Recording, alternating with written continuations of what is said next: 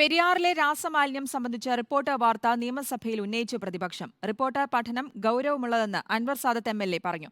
എന്നാൽ മത്സ്യങ്ങൾ കൂട്ടത്തോടെ ചത്തതിന്റെ കാരണം രാസമാലിന്യമാണെന്ന് സ്ഥിരീകരിക്കാൻ കഴിഞ്ഞിട്ടില്ലെന്നായിരുന്നു ഫിഷറീസ് മന്ത്രി സജി ചെറിയാന്റെ മറുപടി.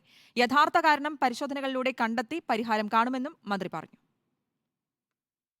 പെരിയാറിൽ രാസമാലിന്യം ഒഴുക്കിവിട്ട സംഭവത്തിൽ റിപ്പോർട്ടറിന്റെ അന്വേഷണ പരമ്പരയാണ് നിയമസഭയിൽ ചർച്ചയായത്. ചോദ്യോത്തരവേളയിൽ റിപ്പോർട്ടർ വാർത്തയുടെ ഗൗരവം പ്രതിപക്ഷ എം.എൽ.എമാർ ചൂണ്ടിക്കാട്ടി. റിപ്പോർട്ടർ നടത്തിയ പഠനത്തിൽ പെരിയാറിൽ രാസമാലിന്യങ്ങളുടെ സാന്നിധ്യം കണ്ടെത്തിയെന്ന് ആലുവ എം.എൽ.എ. അൻവർ സാദത്ത്. ഇന്നലെ എനിക്ക് കാണാൻ സാധിച്ചത് റിപ്പോർട്ടർ ടി.വി. ഇതിന്റെ ഒരു സ്റ്റഡി നടത്തിയിരുന്നു.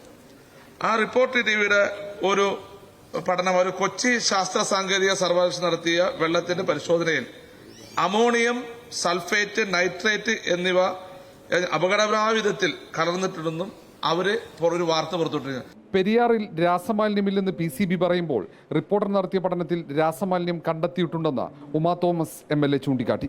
രാസമാലിന്യമില്ല, ഓക്സിജനാണ് കൂടുതലെന്ന് PCBയുടെ റിപ്പോർട്ട് കിട്ടിയതായിട്ട് അറിഞ്ഞു. പക്ഷേ റിപ്പോർട്ടർ ചാനൽ പോലെയുള്ള ചാനലുകളെല്ലാം പരിശോധിച്ചപ്പോൾ ഇതിൽ അമോണിയയും സൾഫറും നൈട്രേറ്റും എല്ലാം കൂടുതലായിട്ട് കാണുന്നുണ്ട് എന്ന് ഒരു പഠന റിപ്പോർട്ട് കിട്ടിയിട്ടുണ്ട്. പെരിയാറിൽ മത്സ്യങ്ങൾ കൂട്ടത്തോടെ ചത്തതിന്റെ കാരണം രാസമാലിന്യമാണെന്ന് സ്ഥിരീകരിച്ചിട്ടില്ലെന്ന് മന്ത്രി സജി ചെറിയാൻ വ്യക്തമാക്കി. ഈ നിലവിൽ തന്ന റിപ്പോർട്ടുകളുടെ അടിസ്ഥാനത്തിൽ രാസമാലിന്യങ്ങളുടെ ഒരു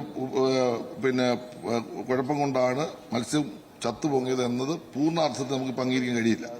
ഇത് എങ്ങനെ സംഭവിച്ചു എന്നതിനെ സംബന്ധിച്ചുള്ള വിശദമായ ഒരു പഠനവും പരിശോധനയും വന്നെങ്കിൽ മാത്രമേ നമുക്ക് യഥാർത്ഥ കുറ്റക്കാരെ കണ്ടെത്താൻ കഴിയും. പെരിയാറിൽ കൂടുതൽ പരിശോധനകൾ നടത്തുമെന്നാണ് മന്ത്രി സഭയെ അറിയിച്ചത്. മത്സ്യത്തൊഴിലാളികൾക്ക് നഷ്ടപരിഹാരം നൽകുമെന്നും മന്ത്രി ആവർത്തിച്ചു. റിപ്പോർട്ടർ, തിരുവനന്തപുരം.